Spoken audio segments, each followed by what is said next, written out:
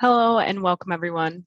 My name is Beverly Thompson, and we are the Prepared for Environmental Change webinar series hosted by the Indiana University Environmental Resilience Institute. As we start our webinar today, we would like to acknowledge and to honor the Mi'kmaq, Lenape, Bodwe, Wadmeek, Sawaniwa people as past, present, and future caretakers of the land on which Indiana University Bloomington is located. These ancestral indigenous homelands and resources are the current home of the Environmental Resilience Institute. We encourage everyone to engage with contemporary communities, to learn the histories of this land, to look at who has and does not have access to its resources, and to examine your own place, abilities, and obligations within this process of reparative work.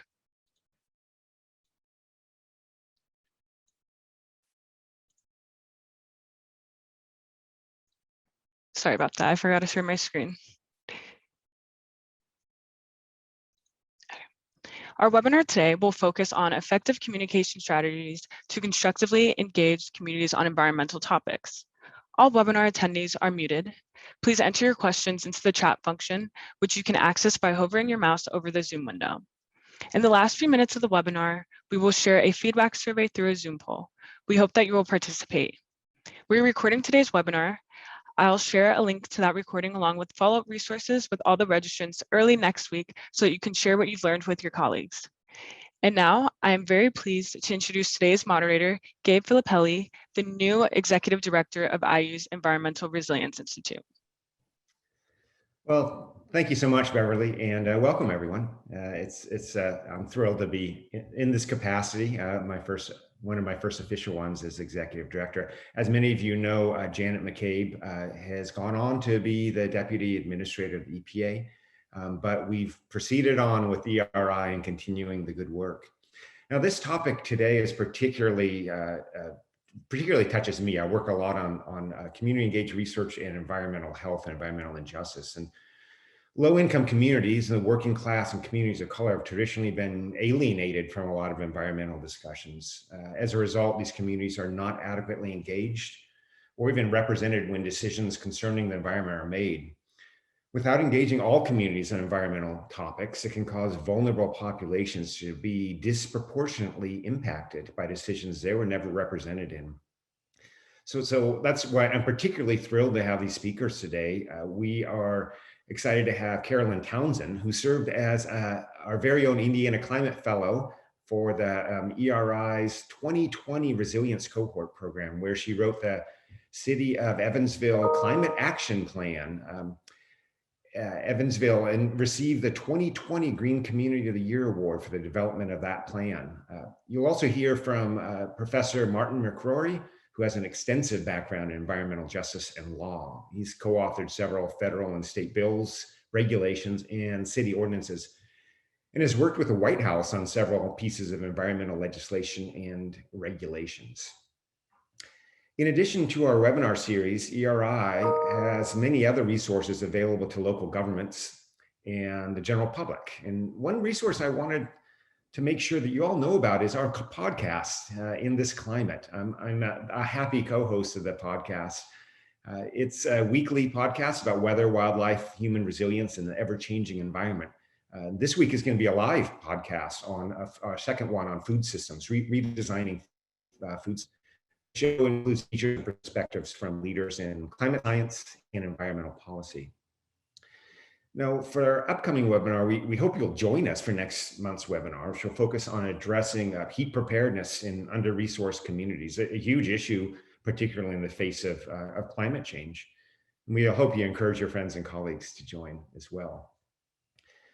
Another resource, which is new to me, that I wanted to mention is the Sustainable Development Code website, which has numerous resources for local governments. And I know a lot of people joining us all represent local governments.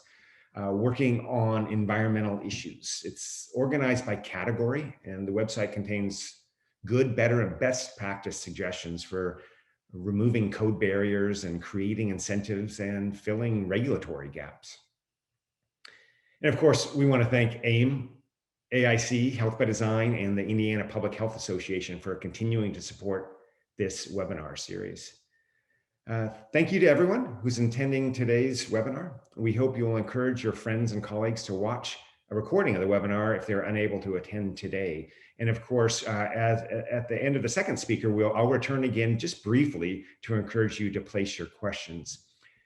So our presenters today are Carolyn Townsend. She's pursuing her Master's of Public Affairs and Master's of Science in Environmental Science at the O'Neill School of Public and Environmental Affairs at Indiana University, Bloomington, where she's doing a specialized concentration on the intersectionality of climate change adaptation and mitigation. She's also an O'Neill Service Corps Fellow at the City of Bloomington Department of Economic and Sustainable Development, and a research associate at the Gnarly Tree Sustainability Institute. Our other speaker is Professor Martin McCrory. He's a business law professor at the Kelley School of Business right here at IU Bloomington.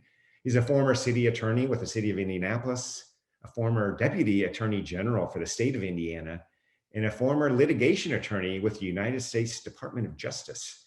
Additionally, he's a former senior attorney with the Natural Resources Defense Council and a former member of the EPA's National Environmental Justice Task Force. Well, without further ado, I'll turn it straight over to you, Martin McCrory. You have the floor.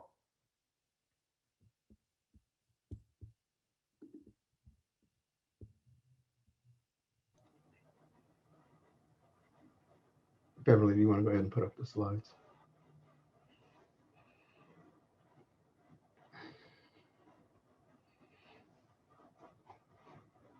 So I may be preaching to the choir, but I want to start with why do we even do this?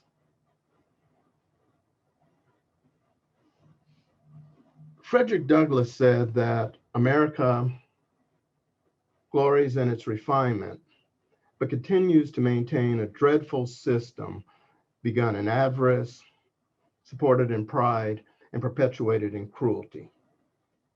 He said our very democracy is based upon the idea of we the people, not we the white people, not we the citizens or legal voters, not we the privileged class, but we the people, the men and women, the human inhabitants of the United States. Yet 200 years later, the subordination of disenfranchised and non-privileged people is still a major concern. For decades, we have known that there's a direct causal connection between race, income, socioeconomic status, and the amount of environmental degradation people are forced to endure. So one of my questions has always been, why are we still talking about this? 200 years later, people say, Black Lives Matter.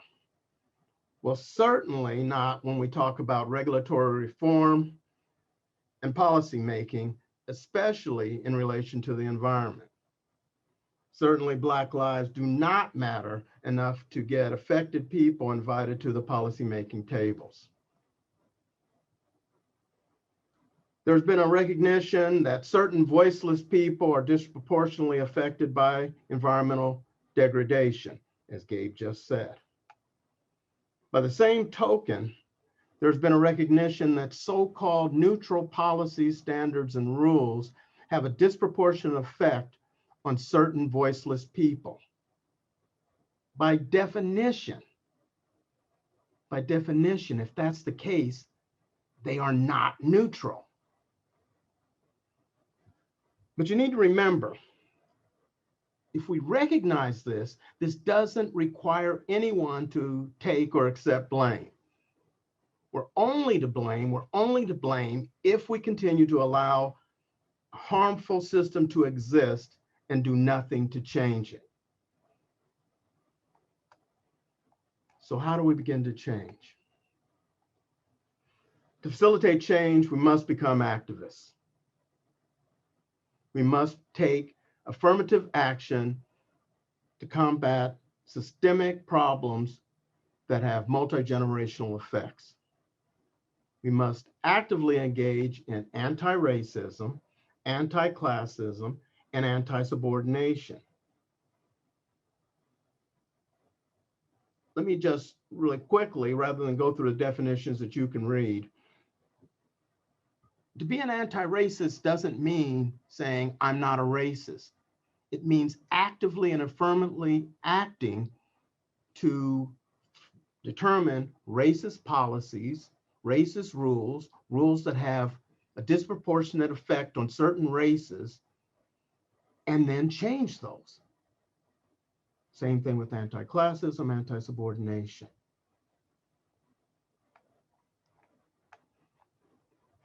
I also added a couple of books, resources that you can take a look at.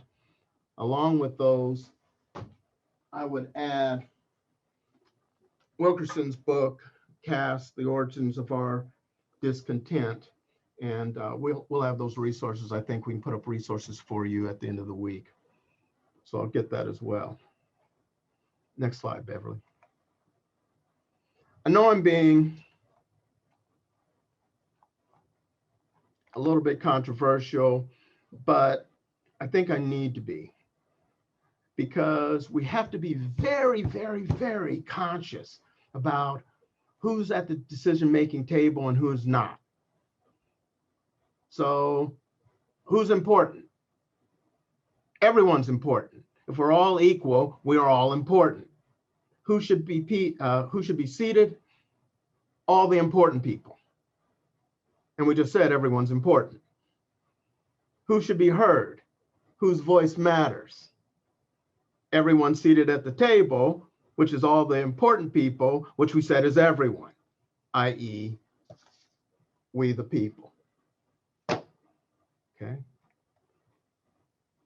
Again, I know I'm being somewhat facetious, but we need to really work to broaden the spectrum when deciding who needs to be directly involved in the decision-making process, especially for environmental regulations and policies, because people's lives could be at stake. We must determine who are the traditionally disenfranchised people who need to be heard in this particular circumstance. Is it rural people this time? Is it poor communities this time? Is it communities of color this time? But no matter what we do, we always must include, we always have to include people who can actually be affected by our decisions. Now, this should be an adaptive process, because we're constantly asking who else needs to be at the table? Do we need another seat? This is versus just having the elites and the usual suspects present. When I say elites, it actually means some of us. I'm talking about scientists, lawyers, judges, regulators, corporations, NGOs, legislators, academicians, local governmental officials. I'm not saying they shouldn't be at the table. I'm saying they shouldn't be the only ones at the table. But let's go further. Not just community leaders, religious leaders, local NAACP or local political activists. And certainly not just the people who do not live in the affected areas or neighborhoods. They have to be present. Those voices have to be the primary voices at the table, because they're living this. So, suggestions.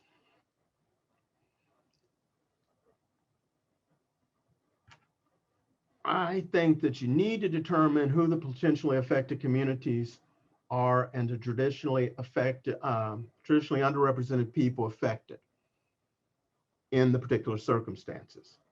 Again, this is adaptive, so you're constantly asking, should someone else be present?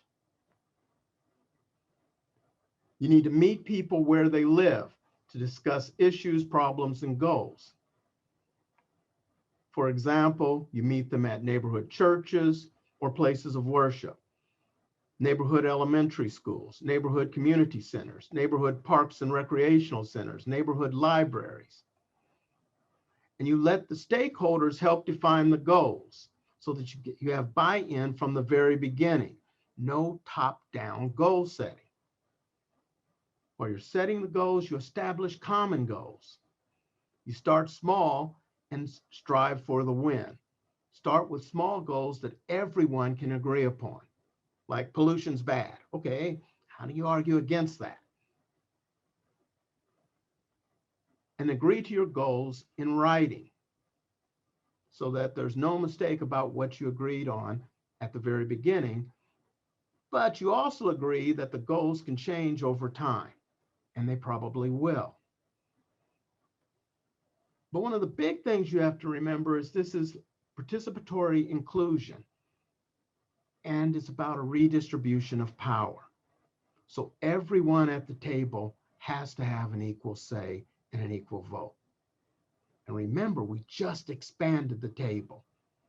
So the people that you let in, it's not just diversity and inclusion, it also has to be diversity, inclusion, and belonging. They have to feel that they actually belong there, that their voice is heard and that their voice matters. Send the right people to represent you or assist you at the meeting, preferably somebody from the affected community or the specific neighborhood in question. But a community leader may also work to assist or make introductions. Then you just do it. You actually begin making the policy changes work. You incorporate the work that the group does into real policy changes. And throughout the process, you have to remember the aftersets. If there's trust, a lot of information may be shared after the meetings. My best meetings have always been in the parking lots, in the hallways after the meetings, or in the back of the room after the meeting's over, where people have other questions, other issues, or say a bunch of us were talking before and I just wanted to throw this out to you. The main meeting's important, but a lot of business gets done after the meeting's over. So bring your cards and be willing to pass them out at the afterset. I was told to do anecdotes because I've got a lot of them. So I want to give you guys a couple of quick examples of some things that have happened, ones that I can remember. Start with Louisiana. At one of my previous jobs, they had met with local and regional environmental justice activists to discuss issues and resolve problems. All of the activists were people of color. All of the NGO representatives were not. In fact, none of the NGO representatives were people of color. It did not go very well or very far before breaking down completely. And by the end, I think there were a lot of hard feelings. The next time, they took their brand new hire, me, to the next meeting. That sort of helped, but the EJ people didn't know me, so it wasn't a very productive meeting at first. It was such a weird situation because after the meeting, after I had dinner, after we debriefed, the EJ people found me at my hotel and they called me to meet in the lounge, in the bar. And after some very tense feeling out, they spent several hours talking to me about their issues. The rest of the week, they took me all over the area to show me several different hazardous waste and air pollution sites. A lot of the people I know to this day were good friends, and our next meeting was actually in DC at one of the Enviro Group's NGO's headquarters. So a lot happened by me going. I didn't necessarily know more about environmental justice than the people who went, but I looked like they were trying to be, by having me there, it looked like they were trying to be more diverse, more inclusive. I was the right person at that time for that particular job. The moral, take or send the right people and be aware of the afterset.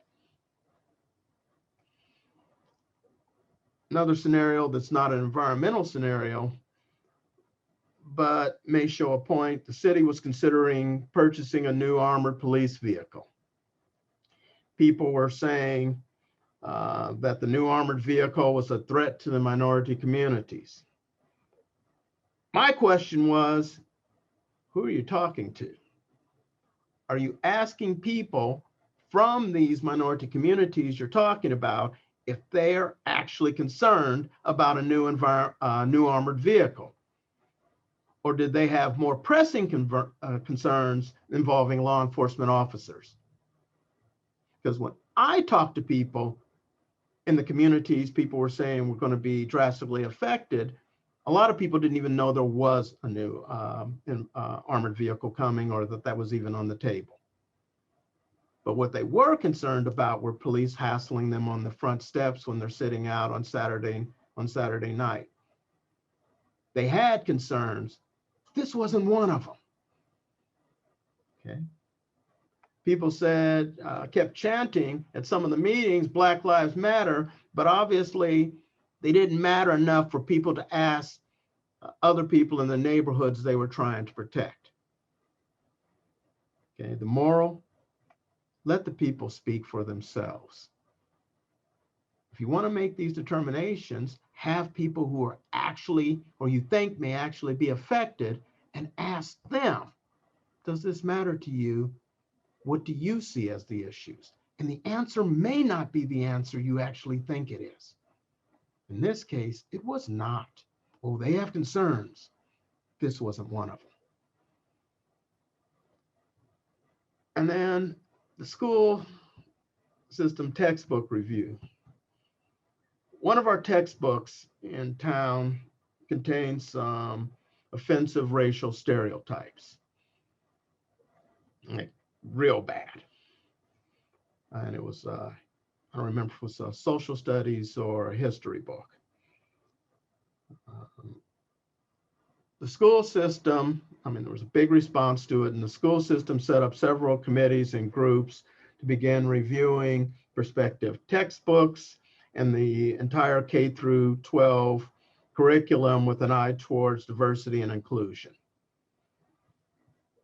So I was on, I think, every committee that they had, because we started with teachers, school officials, professors, city officials, but we expanded the review and discussion groups and teams to include local parents from an inclusive and diverse array of neighborhoods. We met with them after work at their neighborhood churches, community centers, and schools. And a lot of people showed up. Okay. We could have met at the city county building or the school system headquarters, but I'm certain the groups would have been smaller and a lot less diverse. Okay. So what's the moral to this? Be actively inclusive, as we talked about before, working on anti-racism, anti-classism, and anti-subordination, and meet the people where they live. Okay, and we can add, and meet them at times they can actually meet. When they were meeting with faculty and city officials and school administrators, oftentimes we had meetings at lunchtime or at 1 o'clock. Well, in the local communities, a lot of people actually work for a living and can't make it at those times. So we meet after work, and lo and behold, people showed up. Okay. So that's all I have for today, and I'll turn it over to my colleague, Carolyn Townsend, and await your questions. Thank you, Professor McCrory. I will go ahead and share my screen. Okay. So hi, everyone. As mentioned earlier, my name is Carolyn Townsend. Today, I'll be talking about the process that I went through last summer to engage the community members and stakeholders in Evansville, Indiana, so in Southern Indiana, regarding our climate action plan. There you go. So a quick overview, I'll be talking just generally what is a climate action plan, then I'll outline what our general approach was, and then I'll specifically talk about how we engage with stakeholders, how we engage with community members, and then what our limitations were last summer. So what is a climate action plan? Essentially, a climate action plan is a strategic roadmap that's created to reduce greenhouse gas emissions in a city, a community, or even a company. It's a global planning process that's being used nowadays.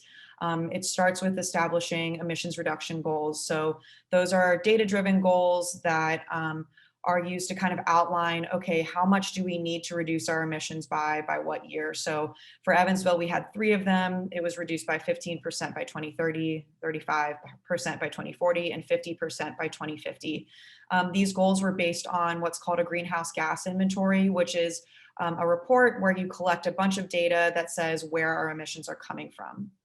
So we utilize those emissions reduction goals, and then the second part of the process is engaging with the community and stakeholders, which I'll be focusing on today, and essentially getting a bunch of feedback. So we utilize then the feedback that we get from community and stakeholders, our emissions reduction goals, to establish data-driven strategies. So those are usually split by category, like transportation, buildings, and energy, and they can vary from things like promoting electric vehicle leasing and purchasing to creating a retrofitting program for income qualified community members. So that's a very kind of overarching outline of what a climate action plan is in the process. So our general approach to the process was number one, having equity as kind of a central priority. From what I've learned in my coursework and then also previously working for other cities, that historically planning practices, particularly environmental planning practices, as we just heard Professor McCrory talk about, did not include low-income community members, communities of color, and organizations that represent those communities. So going into this process, my supervisor and colleague, Timothy Weir, and I really kind of put our heads together and we're like, we want to spend most of our time really making sure that we're engaging as many people as possible in this process, because we wanted to create really strong buy-in and awareness of this plan in order for the implementation to be successful. So I'll talk a little bit more about that throughout the presentation. But one thing that we did was spend a ton of time reaching out to people. So as you can see from the graphic on the right, we had over 40 stakeholder meetings. We did over 6 community meetings and presentations, and we held 8 virtual public town halls. I'll expand upon those later. We also made sure to create a vision kind of from the beginning to kind of ground people in our meetings. So I'm kind of talking about what we want Evansville to look like in the years to come. And then we spent a lot of time creating a really strong, solid social media and kind of branding platform that made kind of communicated climate change and climate action planning very clearly and succinctly, as well as kind of creating a hub for people to go to if they heard about the climate action plan. And then a really important note that I think allowed our process to be so successful, and Professor McCrory actually kind of touched on this in his presentation, was utilizing existing connections. So Timothy, my colleague, is a community leader in Evansville. He's actually the head of the Homelessness Commission in the government. So he has a ton of connections to many different types of community leaders in many different fields and areas. And so rather than me kind of coming in as this person who's not from Evansville and trying to reach out to people, he often facilitated a bunch of our introductions because people were a lot more likely to trust him and know him than they were to know or who I am, just you know, a graduate student kind of walking in. So that was a really important key to our success. In terms of stakeholder engagement, we wanted to go beyond just engaging local environmental organizations. We wanted to really make sure we were speaking directly with local organizations at first. Again, Professor McCrory talked about, you know, we have to talk to people who are being affected by this, who are actually living in the area that we're talking about here. So that's Evansville. So of course we did include environmental organizations like the local Sierra Club chapter, Tri-State Creation Care, which is a local environmental and religious organization, but as well as city department heads as stakeholders. But we worked with a lot of other organizations. I'll touch on that in the next slide. Another thing that we did that was really helpful for us was that whenever we had these meetings with stakeholders, we always kind of gave them a rundown of, hey, who's here? Here's who we're already talking to and who we've met with. Who else do you think we should talk to? Who are we missing? What like areas of the Evansville community are we not, touching upon yet? And then the third important kind of best practice here was that we really focused on developing these personal relationships with stakeholders. And that's why we had one-on-one meetings with a lot of like initial one-on-one meetings with them before we got later into the year and actually formed different specific stakeholder committees and subgroups. We really wanted them to know who we were, why we were writing a climate action plan, what it was, and why we reached out to them and why it's important for them specifically to be involved. So with that said, we reached out to a bunch of organizations that are not even listed on here, but just a few of note that people might not consider traditional in environmental planning. So firstly, we reached out to all of the African-American fraternities and sororities. We reached out to them numerous times, but we were only able to meet with Alpha Kappa Alpha Sorority Incorporated, which is actually the oldest African-American sorority in the US. So pretty cool to be able to meet with them. I'll talk about that more later. We also met with the director of the African American Museum that's based in Evansville several times. We met with the public library a bunch, and we know that they have really tight connections with reaching low-income community members, and we were able to do a presentation through them. We also met with several leaders from Hola Evansville, which is an organization that works with Latinx and Hispanic community members in Evansville.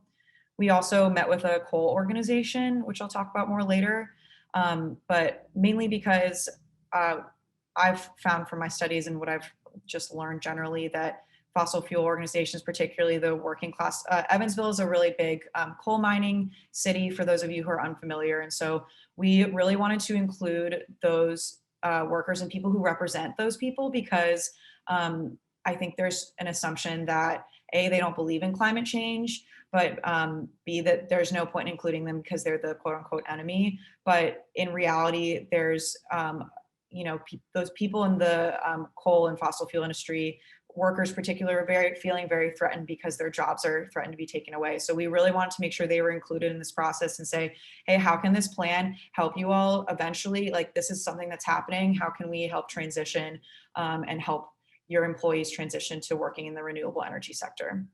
We also met with Berry Global and Alcoa, which are two large corporations that are headquartered in Evansville. And so Evansville is also known for having a huge air pollution problem. So, not only talking to people who are affected by it, but the people who are causing the problems and saying, hey, you're a big part of the problem. This plan is going to try and help fix it. How can we work together on this?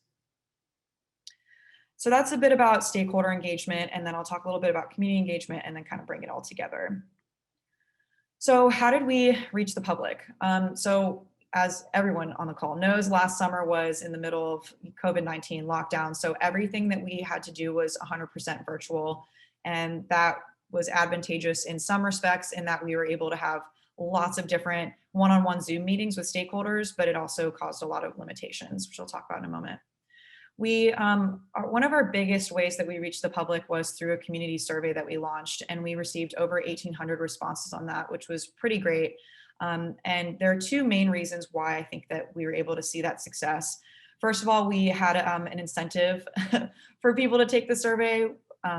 We reached out to a local pizza place that's based in Evansville, and they allowed us to give out a coupon to anyone who took the survey. And it was a pretty good coupon too, if I do say so myself. We also made sure that in every single meeting we held, whenever we were featured on, we were on a lot of local news stations and reached out to radio shows, that we always promoted the survey and said, hey, if you want to get involved in any way, the first thing you can do is take this survey. So that was really vital in giving us feedback for the plan. We also held those virtual town halls, like I said before. Those were hour-long meetings that people could sign up through Zoom. And the first half of the presentation was dedicated to talking about climate change, how it's going to impact the Evansville community. And then the second half was dedicated to a facilitated conversation where we were just asking for feedback and listening to the people who attended on how they've already been experiencing climate change and what they'd like to see in the plan to help them out. We also gave, instead of doing just the public meetings, which is kind of what the virtual town halls were, we wanted to go specifically to organizations and go to them rather than make them come to us. And we gave presentations to specific organizations and groups. So Alpha Kappa Alpha, we went to one of their monthly meetings. We went to a local NAACP meeting. We presented through the public library. We presented through Berry Global. We presented to the group of coal, people from the coal industry. And we also gave a presentation to people through the Chamber of Commerce, so in an attempt to reach local businesses. So that was kind of like the two ways, like we had people come to us if they could through town halls, and then we would try and go to as many folks as we could. Lastly, and most importantly was, or not most importantly, but lastly, I created this website through Squarespace. That was one of the first things I did because I really wanted there to be a hub or a way for people to reach us if they, couldn't attend any of our meetings. And even though we had all of our town halls were at different times, we had a lot of them in the evening and some in the mornings, but this acted as a hub for everyone. So they could take the survey, they could sign up for town halls, they could reach out to us and say, hey, we want you to come present to our group. They could contact us directly, and then they could learn more about what a climate action plan is, reach our social media. So because we had Instagram, Twitter, and Facebook. And this was really important because I've found that it's been really difficult to engage with local government. A lot of times we were based out of the mayor's office in this. Local government websites can be difficult to navigate. A lot of people don't know they can reach us. So if people heard about us through word of mouth, they could just go to climateevansville.com and learn more about the process and get involved. A couple things that we really tried to do when we worked with the public was talking about climate change as a local issue and explain it very clearly and not assuming what people already know or don't know. There's a variety of knowledge of people coming to our meetings or that we were talking to, but really talking to people and gearing these meetings specifically to these organizations and explaining why it's relevant to those people, because I think people, an unfortunate aspect of climate change is that it's been framed as an environmental problem, but it's a problem that is relevant to everybody. We also wanted to make sure we were listening to every single person's viewpoint and communicate with them clearly with visuals and really show that we cared about what they had to say, that we were giving them the time that they deserve for their voices to be heard. And then lastly, meeting people where they were at. I kind of mentioned that before, not only in going to people's organizational meetings, but meeting them where they're at in terms of their knowledge level. Strategic planning in cities is something that I think most people don't really know about. And so trying to make that something that's understandable and really clearly communicating, here's why it's important for you to be involved. And also don't assume what people think or feel about climate change. One thing that we learned with working with people from the coal industry was that they all believe in climate change and they know it's a problem, but they have a different viewpoint on how we utilize natural resources. So that was really important insight to gain. So lastly, kind of just limitations to this whole process, of course, was COVID-19. And because of this, we were not able to have in-person events. So as you heard Professor McCrory talking about going to these in-person events, when we met with the African American History Museum director, she said, the best way to reach people is going to community centers, going to schools, churches, but we were not able to do any of those things. It would have been really great to go door to door and talk to people, but none of that was possible. And if it had been, I think that we would have had a much greater reach in reaching the community overall. Also, a lot of community organizations weren't meeting last summer. Either they were on summer break or they were on hiatus because of COVID-19. So that, created a barrier. We were not able to meet with all the people we wanted to. And then also we wanted to engage the youth a lot, but the school was not in session over summer. And then we worked on the plan from May through December. And in the fall, we met with one school classroom. We did a presentation to them, but we wanted to host a student-led group, but it was not possible because of just the many struggles that were going on in the education system at the time. So those were some of the limitations. There's many more to be said about this process, but I wanted to keep it as brief as possible. But I'd be happy to answer any questions that you all have. Thank you for listening. I'm going to go ahead and stop sharing. Well, thank you so much, Carolyn and Professor McCrory. What an enlightening and eye-opening set of presentations. I mean, and there's such consistent themes of, you know, the need to really build partnerships, even and the ability to build partnerships, even if their agendas, their timeframes, their mandates are different. There are ways to go about doing it, and there's ways to do that with equity first and foremost in mind. So thank you so much. It's very eye-opening. We are going to open it up to questions now. And remember, you can enter the questions through the chat function, easy enough to do, or you can just unmute yourself and ask a question. But probably better to use the little raise hand option. So both options will appear on your control bars when you hover your mouse over the Zoom window, and feel free to do that. Beverly will be checking over the questions and addressing them to the appropriate people. I will start off with a question, actually, back to you, Carolyn. How do you think the school engagement might have, the more active school engagement, how do you think that might have changed your final outcomes? I think it would have really substantially changed the outcomes because we met with several community, like school leaders, former principals and teachers, and we got a lot of students actually showing up to our Zoom town halls.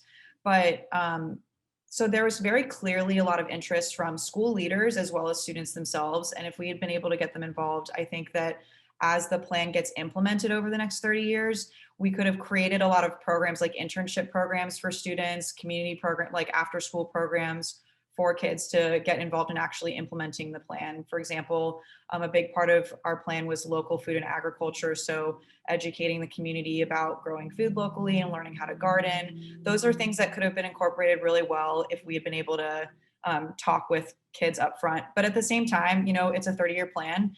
And just because we weren't able to talk to them to the extent that we wanted to, doesn't mean that it's not possible in the years to come. Great, thank you.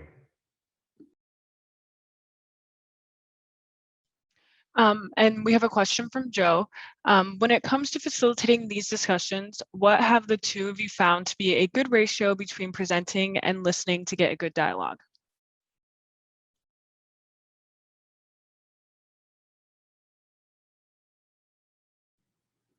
I can start, I guess. I find that the less that we talk, the better. They're not necessarily the primary reason of meeting with communities and stakeholders is to hear what they have to say and what knowledge they can provide us with.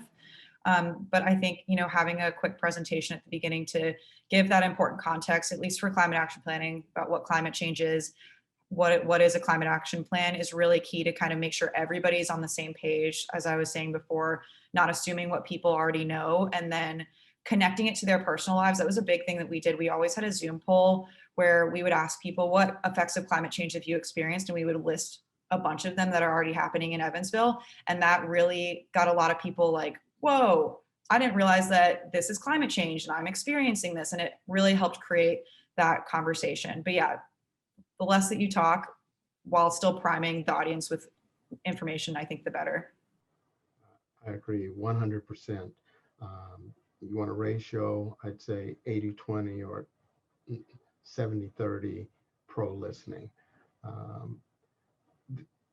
But I'm Mr. Anti-subordination, and you don't go into someone else's neighborhood and do all the talking. That is by definition subordination. They have opinions, they know their neighborhood, they know the area better than you, not less than you. So maybe we should listen to them and see what they have to say. And the one example that I gave, I didn't really get into this, but that was one of the big problems that they had when they went down south to talk to people. the envirals did all the talking. It's probably 80-20. The envirals one right after another. It's like they were having a panel discussion amongst themselves, and they're talking about hazardous waste and air pollution in the areas. And they just talked and talked, and people were furious.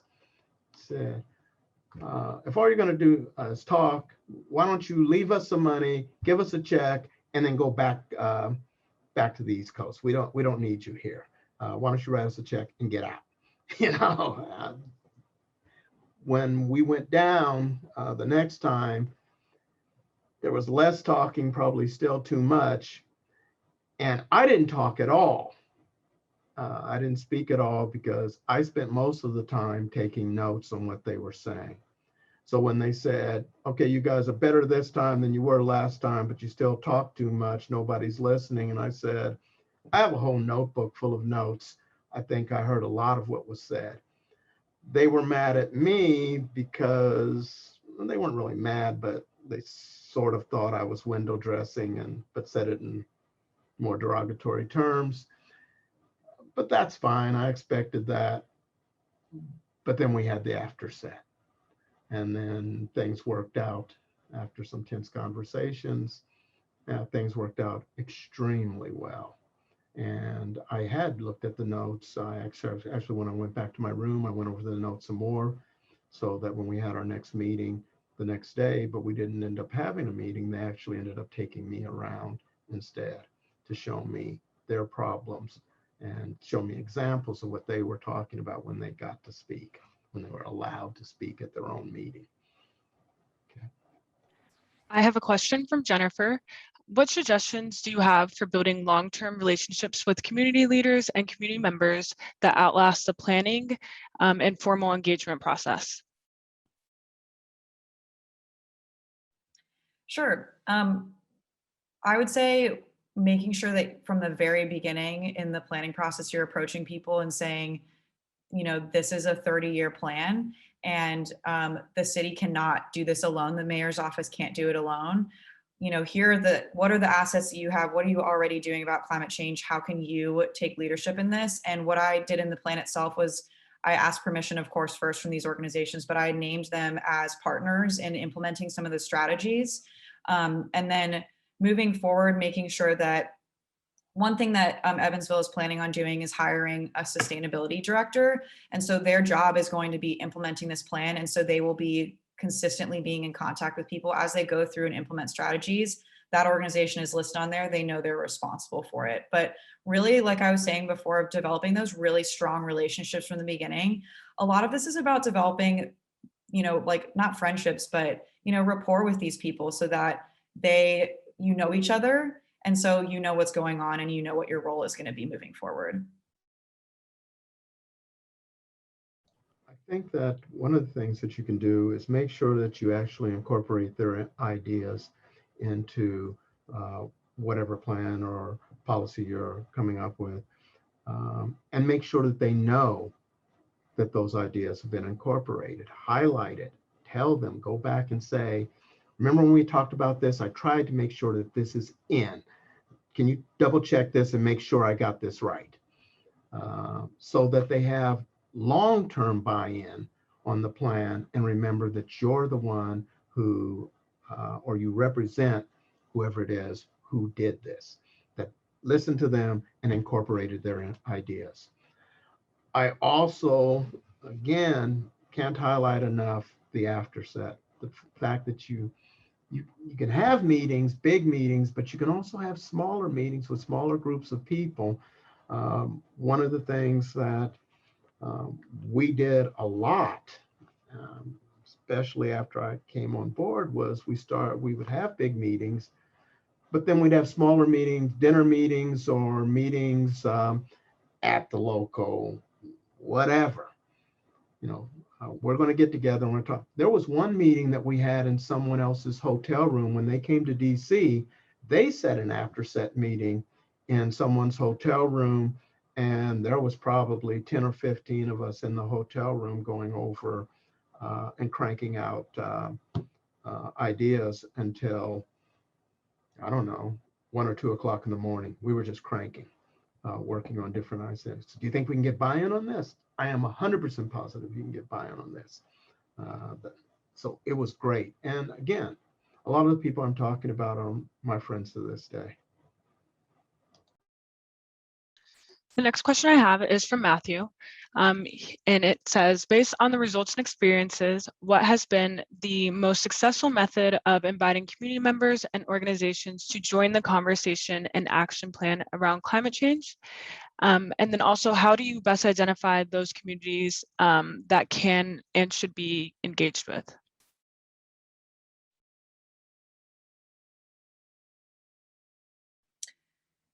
Okay, so for the first one, well, actually, I'll start with the second question, how to identify people. So kind of what I was saying before of when we had our initial conversations with people, asking them, who are we missing, but also kind of sitting down and brainstorming. I did a lot of research on like, what are the existing groups and organizations that are in Evansville, just Google searching. I think that's kind of step one.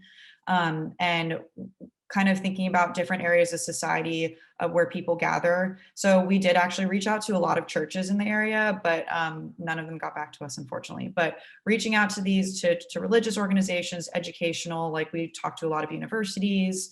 What are different areas of society that people tend to congregate and spend time in would be a good way, and kind of just like laying out what are the traditional groups that are addressed in climate action planning. And I did that by looking at a lot of existing climate action plans. They list out who their stakeholders are. So, okay, these are the people who are normally reached out to, who's missing, and just kind of making sure you're filling in the gaps and constantly cross-referencing with other people. Because I knew that with my experience and with my colleague Timothy's experience, like we were only 2 people. We don't know everything. And then could you repeat the first question again? Sorry. Oh, no, you're fine. Based on results and experiences, what has been the most successful method of inviting community members and organizations to join the conversation around planning around climate change? I think kind of also, and I think Professor McCrory, you could definitely speak to this too, like developing personal relationships one-on-one with people and really demonstrating that you're listening to them. And what Professor McCrory literally just said, like, you know, going back to these people and continuously following up with them and saying, hey, I heard what you said, and this is how I'm putting it in the plan. Or, you know, continuously building those connections with people and making it personal. I'm not a climate change person. I'm hazardous waste, solid waste, water pollution. So I can't be specific toward climate change, but I have to agree with what Carolyn just said. You have to bring it home. It has to become personal. So there's, I don't know how many different ways that you could show how climate change affects you. And I think Carolyn already talked about this. Yeah, I mean, you can't show polar bears stranded on the ice in Evansville. It's just not going to work for you. I'm going to tell you right now. It's not going to work. But there are ways that you can show this is affecting you right now, not 20 years from now, right now. You go to the farmers market in Bloomington, I bet you they can show you how you can talk to them about how climate change is hurting the local farmers in this area. Because if it's not flooding, it's droughts, you know, and they can't go to market. They can't make money. They can't feed their families, and they're all there telling me how they're going to lose the farm. So it's not polar bears. They can't eat. Their farm's going up, belly up. Okay, there's ways that you can show people that this affects you. But for the second part of your question, Carolyn already said it. Beverly, can you repeat that again? Because I was in complete agreement and I spent more time shaking my head up and down than writing something. How do you best identify those communities that can and should be engaged with? Oh, you have to have help. And that's what Carolyn said. Yeah, you have to have help. You can start out with local leaders, but again, those can't be the only people you're talking to. I thought it was brilliant that you and your colleague, Carolyn, went to the Black Greek organizations. I had never even thought about that as a possible way to increase participation and find other people who can participate. But certainly the local religious leaders are always a good start. The local organizations, NAACP and the like, can help. And you say, who else should be at the table? Well, who do you know who actually lives in the neighborhood? And then come up with 5 or 6 people off the top of their head. This has to be dynamic. It has to be adaptive. It can't be static. There's always going to be the question, should someone else be at the table right now? And that's fine, because the more information you have, the better job you can do at serving we the people.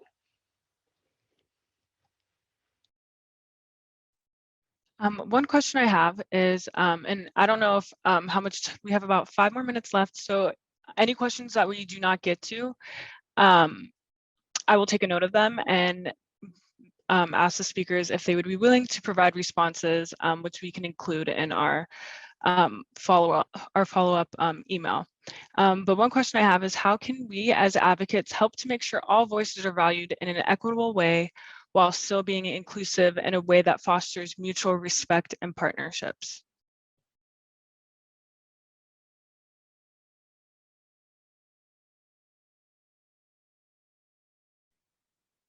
I feel like I'm kind of sounding like I'm beating a dead horse, but the aspect of listening, I think, is really important. And being, one thing that I did a lot in meetings was just being really upfront about how I don't have all the answers and that I don't know everything. And that's a big part of why I'm trying to talk to as many people as possible, particularly when talking to communities of color or low-income communities throughout the process of just asking what their experience has been, and not doing a lot of talking. And if, I'm trying to think of specific instances, but if I had ever said something wrong or something that upset someone, being really upfront and saying, that was not appropriate and I'm sorry. And, being really honest and just apologizing and owning it, owning my whiteness, that like, I don't know everything, I can't ever. And how can I learn from you? So along the same lines, let's flip it around.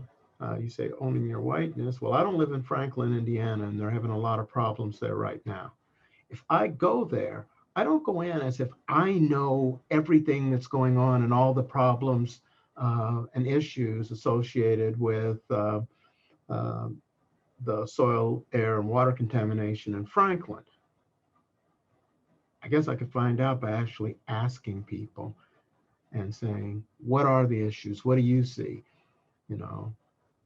And what kind of help are people doing? How can I help you?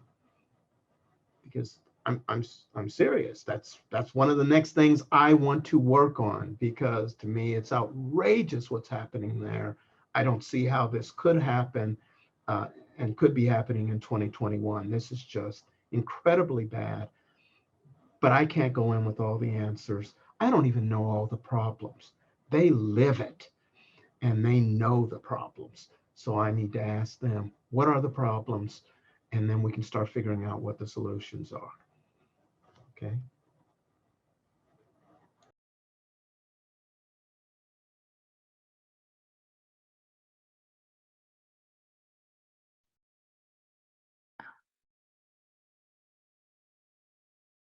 Well, thank you guys so much for presenting today, and your presentations on how to effectively communicate environmental topics. I really enjoyed hearing and learning about the different approaches you can take to ensure that you are remaining inclusive and representative of the entire community. As I mentioned before, we do not have time to get to all the questions, but I will ask to see if we can send up follow-up answers in our email that will go out next week and along with the online webinar. Thank you guys all.